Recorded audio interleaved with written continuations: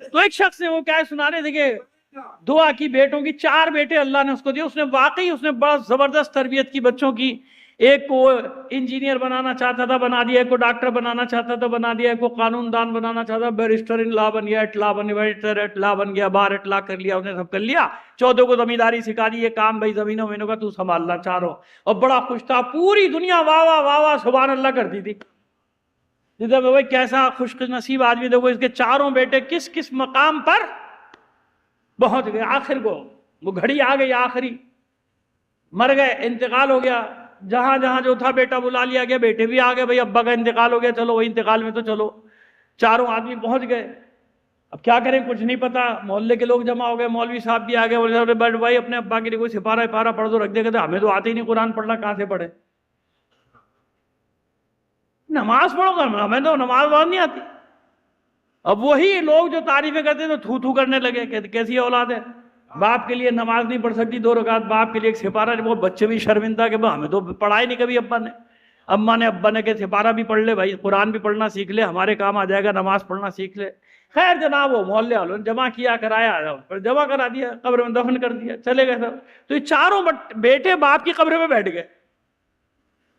کہنے لے تو نے جو ہمیں بنانا چاہا ہم بن گئے, آج جو کچھ ہمارے پاس ہے تیرے کسی کام کا نہیں ہے نا. دولت ہے, نام ہے, مقام ہے, عزت ہے, تیرے کسی کام کا نہیں. جس چیز کی تجھے آج ضرورت ہے کاش تو نے وہ بھی ہمیں سکھا دی ہو.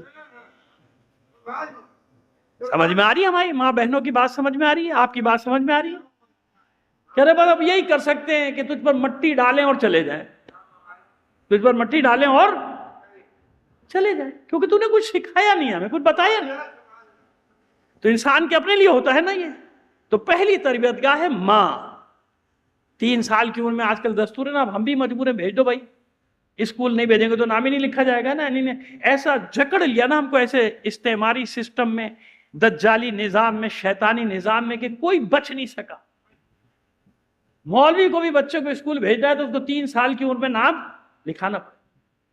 اور آج کل تو معذرت کے ساتھ اکثر مائیں تو خوش ہوتی ہیں بھیج کے, چلو وہی جان چھٹی گیا, اسکول آ گیا, دوپہر میں جان چھٹی, ہم آزاد ہو گئے. خبردار خبردار, ایسا نہ کرو.